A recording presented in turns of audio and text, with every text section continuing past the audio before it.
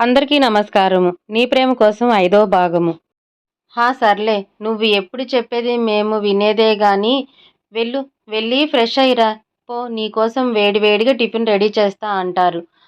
Okay darlings. నేను 10 మినిట్స్‌లో ready అయ్యి వస్తా. అందరం కలిసి టిఫిన్‌ని కుమ్మేద్దాం. ఏమంటారు? త్వరగా వచ్చేస్తా. వెయిట్ 5 మినిట్స్ అంటూ ఫాస్ట్‌గా తన రూమ్‌కి వెళ్ళిపోతుంది. అలా వెళ్తున్న సరయుని చూసి అనసూయ, రఘుగార్లు నవ్వుకుంటారు. సరియు రూమ్‌కి వెళ్ళి ఫ్రెష్ అయ్యి సింపుల్‌గా చుడిదార్ వేసుకొని మెడలో ఒక చైన్‌తో చాలా న్యాచురల్ లుక్‌తో అందంగా తయారయ్యి వస్తుంది. తాను వచ్చేసరికి రంగి వాళ్ళు టిఫిన్ రెడీ చేసి డైనింగ్ టేబుల్ మీద సర్దేసి ఉంటారు. హా! ఏంటి డార్లింగ్స్ ఈరోజు స్పెషల్స్? అంటూ చైర్‌లో కూర్చొని అన్ని బౌల్స్ మీద మూత తీసి చూస్తూ వావ్! గారెలు, పులిహోర, పొంగలి సూపర్బ్ డార్లింగ్స్. స్మెల్ చూస్తుంటేనే నోరూరిపోతుంది. ఇంకెందుకు ఆలస్యం, కమాన్ అందరం ఒక పట్టు పడదాం అంటూ ఎంతో ఎక్సైటింగ్‌గా ప్లేట్స్ తీసి తానే వాళ్ళందరికీ వడ్డించి కానివ్వండి. వీటిని ఇలా చూస్తుంటే లోపల ఎలుకలు డాన్స్ ఎక్కువైపోతుంది. ఎప్పుడెప్పుడు నేను వీటిని తింటానా, లోపల అవి షేర్ చేసుకుందామా అని వెయిటింగ్. పెట్టండి, పెట్టండి అంటూ అల్లరి చేస్తుంటుంది సరియు. తన అల్లరికి మురిసిపోతూ అను, రఘుగార్లు ఇద్దరు సరియు బేబీకి అది కొంచెం, ఇది కొంచెం అంటూ కొసరి కొసరి తినిపిస్తూ వాళ్ళు తినేస్తారు. తినడం ఫినిష్ అయ్యాక సరియు పొట్టపై చేయి వేసుకొని అమ్మో! నా కడుపు ఫుల్‌గా అయిపోయిందిరా బాబోయ్! వద్దు.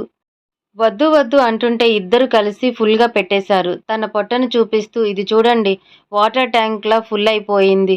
మీరిలా పూట పూటకి ఖాళీ లేకుండా ఫుల్‌గా పెట్టేశారనుకోండి, ఇంత చిన్నగా ఉన్న బొజ్జ గణపతి బొజ్జలా పెద్దగా అయిపోతుంది. అప్పుడు అందరూ మీ మనవరాలి బొజ్జేంటి అంత పెద్దగా ఉంది, అలా ఉంటే మీ అమ్మాయిని పెళ్ళెవరు చేసుకుంటారే అనసూయ అంటూ నిన్నే ఎగతాళిగా అడుగుతారు తెలుసా? అంటుంది కొంటెగా నవ్వుతూ సరియు. అల్లరి మాటలకి అందరూ హాయిగా నవ్వేస్తూ తన మొహాన్ని ప్రేమగా తడుముతూ నా మనవరాలికేం తక్కువ?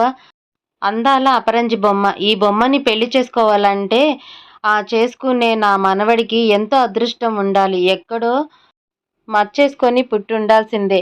లేదంటే ఈ పుత్తడి బొమ్మని భారీగా పొందలేడు కదా అంటుంది. అనుగారు అలా పెళ్లి మనవడు అనేసరికి సరియు పాపకి రుద్రబేబీ గుర్తొచ్చేవాడు. ముసుగేసుకొని పుట్టటం ఏమో గాని నా రుద్ర డార్లింగ్ నా లైఫ్‌లోకి గాని వస్తే నేనే గొప్ప అదృష్టవంతురాలిని అవుతాననుకుంటూ రుద్రబేబిని తలుచుకుంటూ తనలో తానే చిన్నగా నవ్వుకుంటూ ఉంటుంది. అవేమీ పట్టించుకోని అనసూయ గారు ఫ్లోలో మాట్లాడేస్తూ అయినా అదేదో దూరంలో లేదులే బంగారం. ఎలాగూ నీ చదువయిపోయిందిగా. ఇంకా ఇప్పటి నుండి సంబంధాలు చూడటం మొదలుపెట్టామంటే 2, 3 నెలల్లో నీకు, నీ అందానికి, నీ గుణానికి అంతకంటే అందమైన మంచి మనసు తగ్గ వరుడు దొరకటం అవుతుంది. అతనితో కొన్ని రోజుల్లో అంగరంగ వైభవంగా నీ పెళ్లి జరిగిపోతుందంటూ మీరు ఏమంటారండి?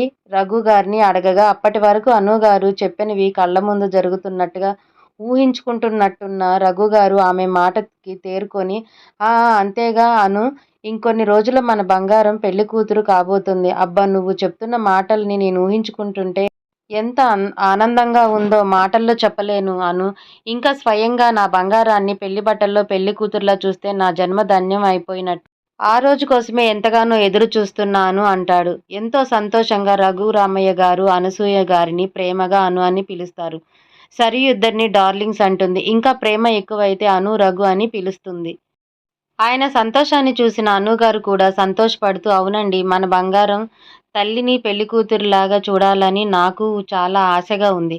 ఒకసారి అమ్మాయిని, అల్లుడు గారిని ఈ విషయం గురించి అడిగి మన బంగారానికి తగిన అబ్బాయిని వెతికే పనిలో పడదాం అంటుంది. అప్పటి వరకు వాళ్ళ మాటలన్నీ వింటూ పక్కన నిలబడి ఉన్న రంగి, రత్తాలు ఇద్దరు ఓ అంటే త్వరలో మన సరియు అమ్మగారు పెళ్లికూతురు అవుతున్నారన్నమాట. ఎంత మంచి మాట అన్నారు పెద్దమ్మగారు. అయ్యగారు మరి నీకు ఎలాంటివి కావాలంటే నీకులాగా అందంగా అబ్బాయి నింగిలోని చందమామ లాంటి చక్కటి రూపం కలిగిన వాడు కావాలా? లేక కథల్లో చెప్పినట్టుగా రాజకుమారుడు కావాలా? చెప్పండమ్మా ఎట్టాంటి బాబుగారు కావాలి మీకు? అంటూ నవ్వుతూ అడుగుతారు. అప్పటి వరకు అమ్మమ్మ, తాతయ్యలు తన పెళ్లి కోసం పడే ఆరాటం, తనని పెళ్లి కూతురులాగా చూసి మురిసిపోవాలని వాళ్ళు కనే కలలు, వాళ్ళ మొహంలో కనిపించే సంతోషం చూసి నా మీద మీకు ఎంత ప్రేమ ఉంది డార్లింగ్స్ అని ఆలోచిస్తున్న సరియు పాపని రంగివాళ్ళు తన చెయ్యి పట్టుకొని మరీ అలా అడగగానే చూపు మరల్చి వాళ్ళు అడిగిన విధానానికి సిగ్గు ముంచుకు రాగా తన కళ్ళ ముందు చిలిపిగా నవ్వుతూ తననే చూస్తున్న రుద్ర కనబడగానే షాక్ అయ్యి కళ్ళు పెద్దవి చేసి చూస్తూ బాబోయ్! వీడేంటి ఇక్కడ మా ఇంట్లో, అది కూడా అంత స్టైల్‌గా నిల్చొని, అయినా నన్నేంటి అలా తినేసేలా చూస్తున్నాడు? ఆ కళ్ళల్లో కొంటెతనం, ఆ నవ్వులో చిలిపితనం ఏంటి? ఇవన్నీ ఇది కలా? నిజమా? అంటూ రుద్ర వైపే బిత్తర చూపులు చూస్తున్న సర్యుకి, రుద్ర తనని చిలిపిగా చూస్తూ ఉమ్మా అంటూ పెదవులు మడిచి ముద్దు పెట్టినట్టుగా అనిపించగానే బుగ్గలు సిగ్గుతో ఎరుపెక్కగా ఒంట్లో సన్నని వణుకు మొదలయ్యి గుండె వేగంగా కొట్టుకోవటం స్టార్ట్ చేసింది. దాంతో కంగారుగా కళ్ళు కిందకు దించేసి తన చేతిని గుండెపై ఉంచి దాన్ని అదుపు చేసే ప్రయత్నం చేస్తూ, వామ్మో వీడేంటి ఇలా చేస్తున్నాడు? అయినా వాడు అంత దూరంగా నిలబడి అలా చేస్తూనే నా శరీరం ఇలా వణికిపోతుందేంటి? ఈ గుండె ఇంత స్పీడ్‌గా కొట్టుకుందేంటేంటి? ఏదో తెలియని తీయని హాయి కలుగుతుందేంటి బాబోయ్! ఏమవుతుంది నాకు? నా ప్రమేయం లేకుండానే నాలో ఏదేదో జరిగిపోతుంది. అమ్మో! వీడింకొంచెం సేపు ఇక్కడే ఉంటే నా వల్ల కాదు. నా గుండె పేలిపోయేలా ఉంది అంటూ అదిరే గుండెను కంట్రోల్ చేస్తూ, అవును వీడేం చేస్తున్నాడు? అనుకుంటూ మెల్లగా దించిన కళ్ళని పైకెత్తి రుద్ర వైపు చూడగా అతను ఇంతకు ముందు ఎలా ఉన్నాడో అలానే నిలబడి ఉన్నాడు. అదే కొంటి చూపుతో పెదవులపై చెరగని దరహాసంతో తీక్షణంగా తన వైపే చూస్తూ కనిపించాడు. ఇంకేముంది రుద్రబేబి చూపుకి సరియు పాప టక్కున తల కిందకి దించేసి వీడేంటి కొంచెం కూడా మార్పు లేకుండా అలానే చూస్తూ నిలబడ్డాడు బాబోయ్! ఏంట్రా ఆ చూపు? నువ్వలా చూస్తుంటే నా నరాలు జివ్వుమంటున్నాయి. ఏదో తెలియని తియ్యటి అనుభూతి కలుగుతుంది. ఆ గుండె దడ తగ్గటం లేదు అంటూ ఊపిరి ఎగబీలుస్తూ ప్లీజ్ బేబీ లోపల నాకు ఏదేదో అవుతుందిరా. ఇంకొక్క క్షణం నువ్విక్కడే ఉంటే నన్ను నేను కంట్రోల్ చేసుకోలేను. నాకు నేనుగా వచ్చి నిన్ను గట్టిగా హగ్ చేసుకొని ముద్దు పెట్టేయాలనిపిస్తుంది. కానీ ఇంట్లో అందరి ముందు నేనలా చేస్తే బాగుండదు కదా! అని ఆలోచిస్తున్నా. ప్లీజ్ బేబీ నా బాధను అర్థం చేసుకోలేవా అని తనలో తాను అనుకుంటూ ఉంటుంది. మన పాప పరిస్థితి అలా ఉంటే అవేమీ తెలియని రంగివాళ్ళు సరయుని పిలిచి పిలిచి తాను ఎంతకీ పలకకపోయేసరికి భుజం మీద చిన్నగా తడుతూ, ఏంటి సరియు అమ్మా! ఏం ఆలోచిస్తున్నారు? అంతసేపటి నుండి మేము మీరు ఏం చెప్తారా అని ఎదురు చూస్తా ఉంటే, మీరేమో ఏం మాట్లాడకుండా ఇట్టా తలొంచుకొని మౌనంగా ఉండిపోయారు. కొంపతీసి మీ రాజకుమారుడు గురించి కలలు కంటా ఉన్నారా ఏంది? అంటూ నవ్వుతూ అడుగుతారు. వాళ్ళు అలా మీ రాజకుమారుడు కోసమా అని అడిగేసరికి వెంటనే తలెత్తి తనెదురుగా చూస్తుంది. కానీ అక్కడ రుద్ర కనిపించలేదు. దాంతో అటూ ఇటూ తల తిప్పి అన్ని వైపులా వెతుకుతుంది రుద్ర కోసం. ఆమె అంతలా వెతికినా అక్కడ తాను ఉంటేగా కనిపించడానికి ఎటు చూసినా రుద్ర కనపడపోయేసరికి అయ్యో! ఇదంతా నా భ్రమ. నిజంగా నా రుద్ర బేబీ ఇక్కడికి రాలేదా? నేనింతసేపు తను ఇక్కడే ఉన్నట్టుగా ఊహించుకున్నానా? అనుకుంటూ చిన్నగా తన తలపై మొత్తుకొని అబ్బా! అసలు అలా ఎలా నిజమనుకున్నాను? రుద్ర ఇక్కడికి ఎలా వస్తాడు? ఎందుకు వస్తాడు? అసలు రుద్రకి నేను తెలియను కూడా తెలీదు. నన్ను చూసిందే లేదు. అలాంటిది డైరెక్ట్‌గా ఇంటికి ఎలా వస్తాడనుకున్నా. ఆహా! వచ్చాడే అనుకో. అలా ముద్దు ఎలా పెడతాడు అని అనుకోగానే రుద్ర తనకి ముద్దు పెట్టటం, తనని చూసి నవ్వటం, కన్ను కొట్టటం అవన్నీ గుర్తుకు రాగానే ఛీ! ఛీ! నేనేంటి ఇలా ఊహించుకుంటున్నాను బాబోయ్! నాకు నీపై ప్రేమ పిచ్చి ఎక్కువైనట్టుందిరా. అందుకే ఇలాంటి భ్రమలు కలుగుతున్నాయి అని తన ఊహలకి సిగ్గుపడుతూ తనలో తాను చిన్నగా నవ్వుకుంటూ ఉంటుంది. సరియు బేబీ వాళ్ళకి ఏం సమాధానం చెప్పకుండా అలా తనకి తాను నవ్వుకుంటూ ఉండేసరికి వాళ్ళకి వాళ్ళు ఏదేదో ఊహించుకొని ఆహా! మా సరియు తల్లి పెళ్ళి అనగానే సిగ్గుపడిపోతుందే అంటూ ఆట పట్టిస్తుంటారు. వాళ్ళ మాటలకి సరియు మొహంలో కొట్టొచ్చినట్టుగా కనిపించే సిగ్గుతో కూడిన నవ్వుని చూసి అను, రఘుగార్లు ఒకరి ముఖం ఒకరు చూసుకొని మురిసిపోతూ ఏంటి మా బంగారాన్ని ఆట పట్టిస్తున్నారు? ఏ ఆడపిల్లైనా పెళ్ళి అంటే సిగ్గుపడదా ఏంటి? మీరు మరీను అంటూ సరియు మొహాన్ని ప్రేమగా తడుముతూ ఏరా బంగారం! మీ అమ్మా నాన్నలతో మాట్లాడి సంబంధాలు చూడటం మొదలుపెట్టమంటావా? నీకేం అభ్యంతరం లేదుగా అంటారు అనసూయ గారు. అప్పటి వరకు రుద్ర ఆలోచనలతో నవ్వుకుంటున్న సరియు అనుగారు పెళ్లి సంబంధాలు అనేసరికి తన ఆలోచనల నుండి బయటకు వచ్చి అమ్మో! అమ్మమ్మ ఇలా అంటుందేంటి? ఇప్పుడు కనుక అమ్మమ్మ, అమ్మా నాన్నలతో నా పెళ్లి గురించి మాట్లాడితే వాళ్ళు వెంటనే ఓకే చెప్పేస్తారు. ఒకవేళ అలా జరిగితే నాకు నా రుద్ర బేబీకి ఎలా దక్కుతాడు? నో! నో! నేను ముందుగా నా బేబీకి నా లవ్ మ్యాటర్ చెప్పాలి. తాను నన్ను ప్రేమించేలా చేసుకోవాలి. అప్పుడు ఇంట్లో వాళ్ళకి చెప్పి అందరి అంగీకారంతో మా పెళ్లి జరగాలి. ఇవన్నీ జరగాలంటే కొంచెం టైం పడుతుంది. సో, ఇప్పుడు నేను అమ్మమ్మని ఎలాగోలా మేనేజ్ చేసి కొన్ని డేస్ నా పెళ్లి మ్యాటర్ మాట్లాడకుండా ఆపేయాలి. ఎలా అనుకుంటూ ఏదో ఐడియా తట్టిన దానిలా తన చెంపపై ఉన్న అమ్మమ్మ చేతిని తన చేతిలోకి తీసుకొని, "అప్పుడే నాకు పెళ్ళేంటి డార్లింగ్స్. నేనింకా చిన్నపిల్లనే కదా! పైగా నేనింకా 2 ఇయర్స్ చదువుకోవాలి అనుకుంటున్నాను. సో, అప్పటి వరకు నాకే సంబంధాలు వద్దు. సరేనా? ముందు నా చదువు పూర్తవ్వాలి. ఆ తర్వాత ఏదో ఒక కంపెనీలో జాబ్ చేయాలి. ఆ తర్వాత ఆలోచిద్దాం పెళ్లి గురించి. ఓకేనా? అప్పుడు చూద్దువులే నా కోసం పెళ్లి సంబంధాలు. అప్పటి వరకు కొంచెం రెస్ట్ తీసుకో" అంటుంది బుగ్గపై ముద్దు పెడుతూ. అప్పటి వరకు పెళ్లి అనగానే సిగ్గుపడ్డ సరియు సడన్‌గా అలా మాట్లాడేసరికి అక్కడ ఉన్న వాళ్ళందరూ ఒకరి మొహాలు ఒకరు అయోమయంగా చూసుకుంటూ, "అదేంటి బంగారం అలా అంటున్నావు? ఇంకా చదివేంటి తల్లీ? మొన్న శివానీని అడిగితే ఈ పరీక్షలు రాస్తే చదువు పూర్తయిపోతుంది అమ్మా అని చెప్పింది. నువ్వేమో ఇంకా చదవాలి అంటున్నావు. నాకేం అర్థం కావట్లేదు" అంటుంది అనసూయమ్మ. "హా డార్లింగ్స్, మొన్న రాసిన ఎగ్జామ్స్‌తో నా బీటెక్ అయిపోయింది. అదే అమ్మ నీతో చెప్పుంటుంది. కానీ నేను ఎంటెక్ కూడా చదవాలనుకుంటున్నా. అది చదవటానికి 2 ఏళ్ళు పడుతుంది. అందుకే ఇలా చెప్పా. ఈ విషయం ఇంకా అమ్మకి తెలీదు" అంటుంది సరియు. సరియు అలా చెప్పిన అను రఘు గారికి ఇంకో 2 ఏళ్ళు చదువు అనేసరికి, "అది కాదు బంగారం" అంటూ ఇంకా ఏదో అనేలోపు, "హాయ్ అక్క ఏం చేస్తున్నావ్" అన్న పిల్లల గొంతు వినిపించి అటువైపు చూస్తుంది సరియు. వాళ్ళొచ్చి సరియు చుట్టూ చేరి, "అక్క మనం ఆడుకుందాంరా అక్క" అంటూ చేతులు పట్టుకొని లాగుతుంటారు. సరియు కూడా ఇప్పుడు వీళ్ళతో వెళ్తేనే బెటర్. ఈ మ్యాటర్ నుండి ఎస్కేప్ అవ్వొచ్చు అనుకుంటూ, "ఓకేరా ఆడుకుందాం. కానీ మీరు టిఫిన్ తినేసి వచ్చారా లేదా" అని అడుగుతుంది.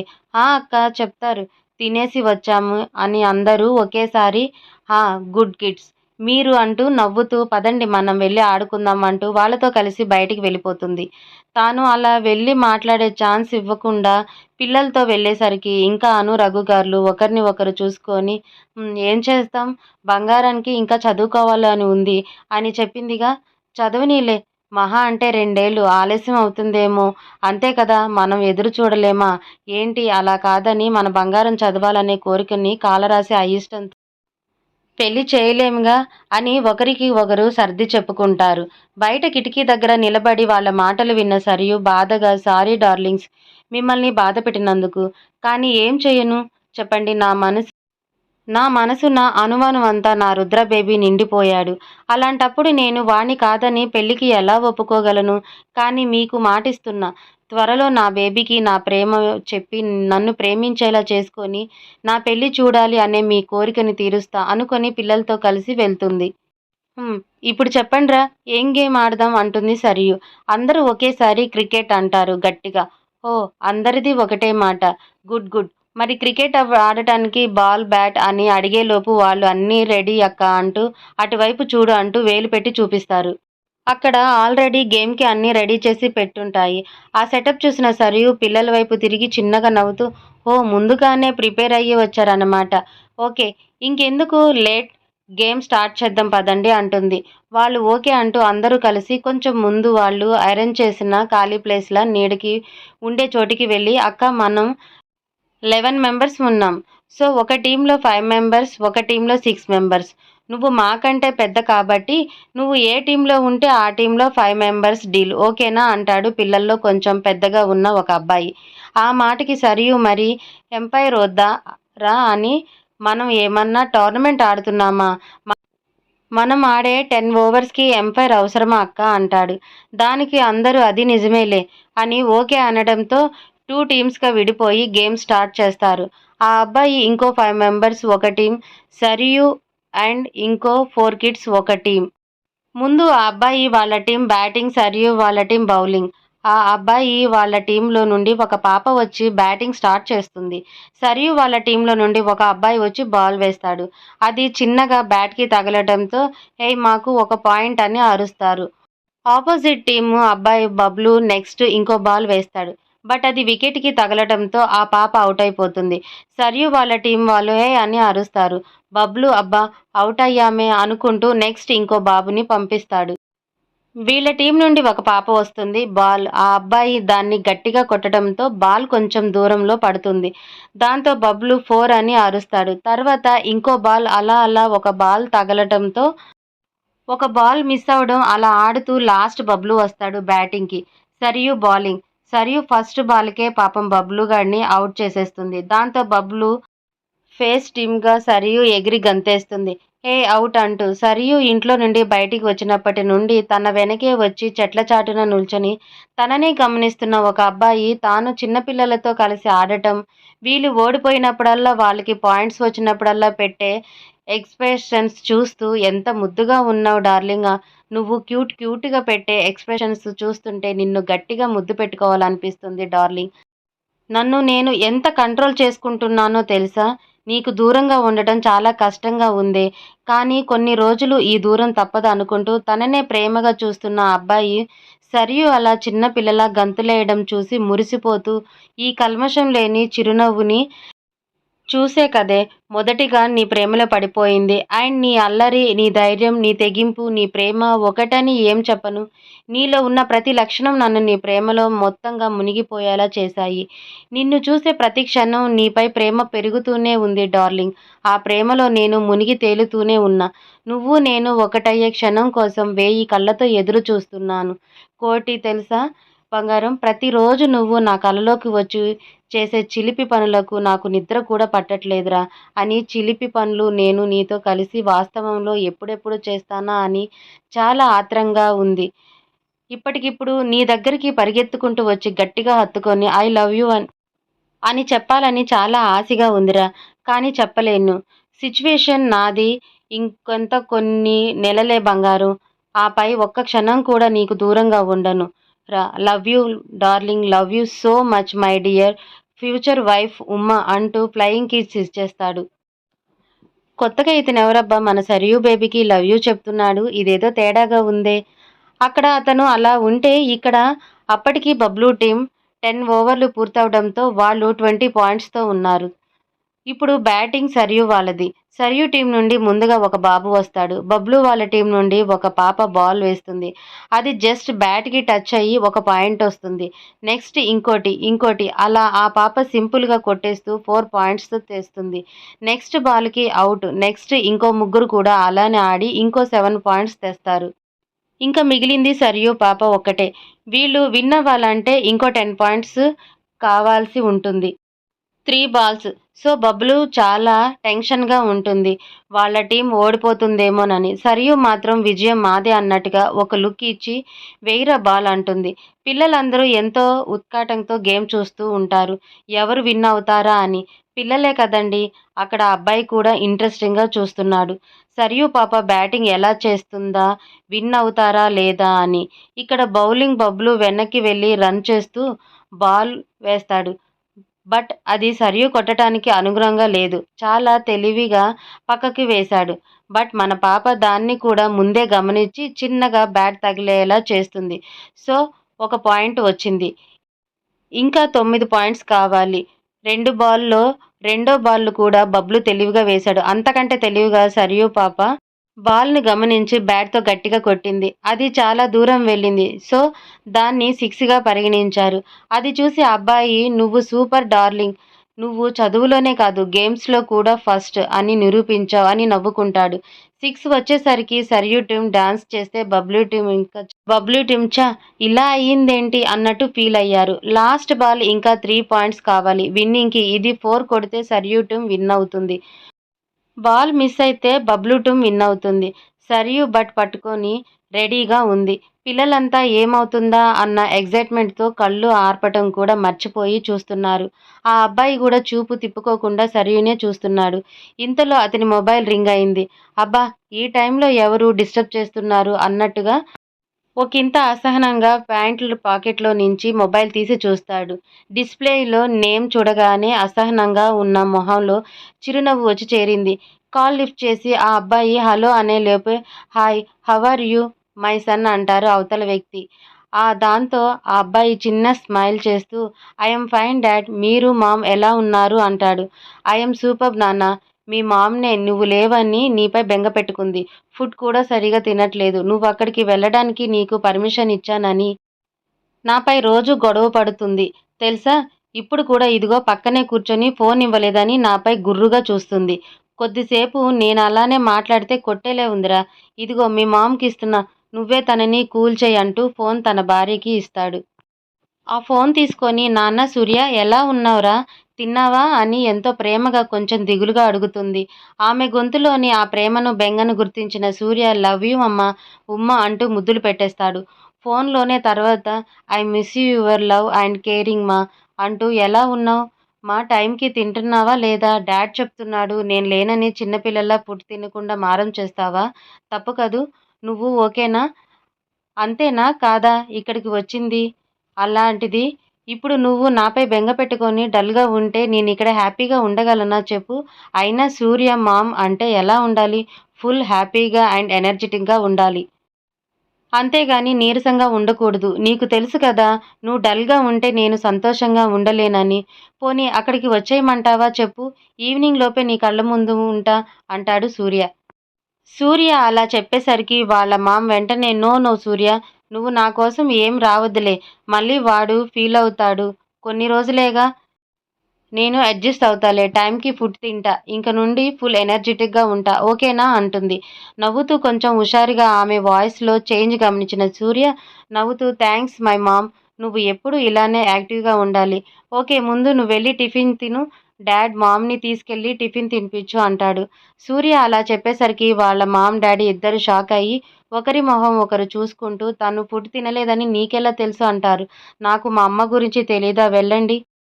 ఇద్దరూ కలిసి కబుర్లు చెప్పుకుంటూ బ్రేక్‌ఫాస్ట్ కంప్లీట్ చేయండి. Bye both of you. Evening call చేస్తా. Love you both of you ముద్దు పెట్టి కాల్ కట్ చేస్తాడు. సూర్య అమ్మా, నాన్న ఇద్దరూ అతని మాటలకి నవ్వుకొని బాయ్ చెప్పి టిఫిన్ తినటానికి వెళ్తారు. ఇంతకీ ఈ సూర్య ఎవరబ్బా? అక్కడ అలా ఉంటే ఇక్కడ బబ్లు బాల్ వేయకుండా వాటర్ తాగాలి అది ఇది అని చెప్తూ అటూ ఇటూ చూస్తూ ఇంతసేపు లేట్ చేసి సూర్య కాల్ కట్ అవగానే బాల్ వేస్తాడు. అందరూ సరియునే చూస్తున్నారు.